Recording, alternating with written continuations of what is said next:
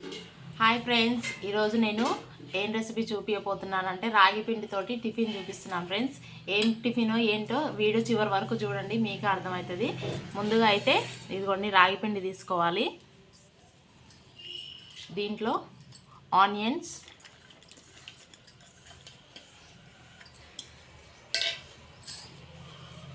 పచ్చిమిర్చి, కారం,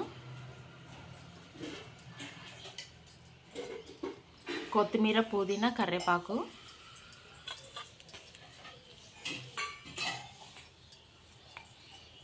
కొద్దిగా పసుపు,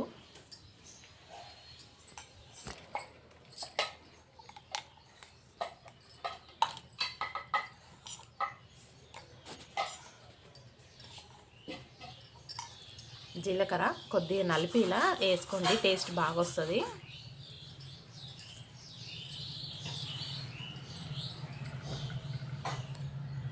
కొద్దిగా నానబెట్టుకున్న శనగపప్పు,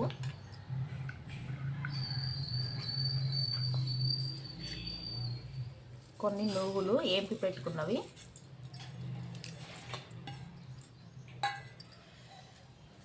పల్లీలండి కొద్దిగా కచ్చపచ్చగా దంచి పెట్టుకోండి. పల్లీలు కాకుండా ఇలా కొద్దిగా వేసుకుంటే బాగుంటుంది. పల్లీలు,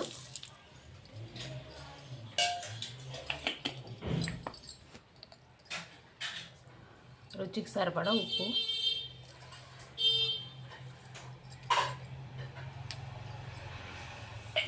ఇవన్నీ వేసుకొని ఒకసారి కలిపేసుకుందాం.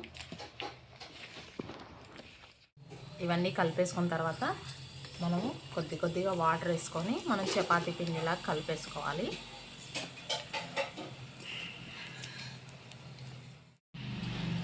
చపాతీ పిండిలాగా ఇలా కలుపుకోవాలి. కలుపుకున్న తర్వాత మనం కొద్దిగా ఇలా తీసుకొని కొంచెం ఇట్లా రౌండ్గా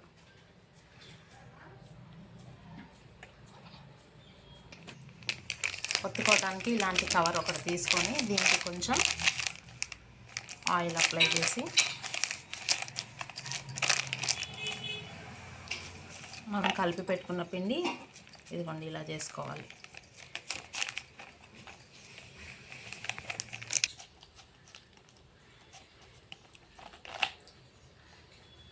ఇదిగోండి ఇలా వచ్చేసుకొని ఇప్పుడు దీన్ని మనం కాల్చుకోవాలి. ఓకేనా, ముందు స్టవ్ వెలిగించుకొని పెంకు పెట్టుకొని పెంకు వేడైన తర్వాత మనం ఇలా ఒత్తుకున్నాం కదా, దీన్ని ఇలా వేసుకొని కాల్చుకోవాలి. వేసిన తర్వాత సైడ్లు కొంటే కొంచెం ఆయిల్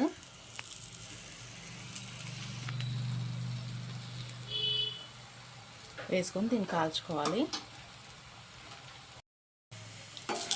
ఇంకో సైడ్ తిప్పేసుకుందాం.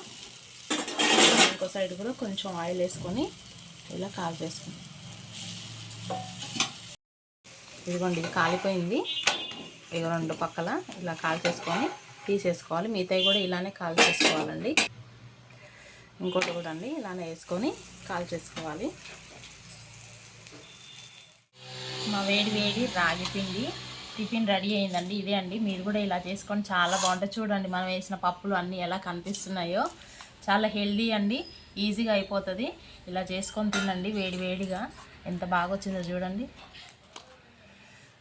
ఇదిగోండి పిల్లలకు కూడా హెల్దీ అండి, ఇలా చేసి పెడితే పొద్దున్నే హడావిడి లేకుండా బాగుంటుంది.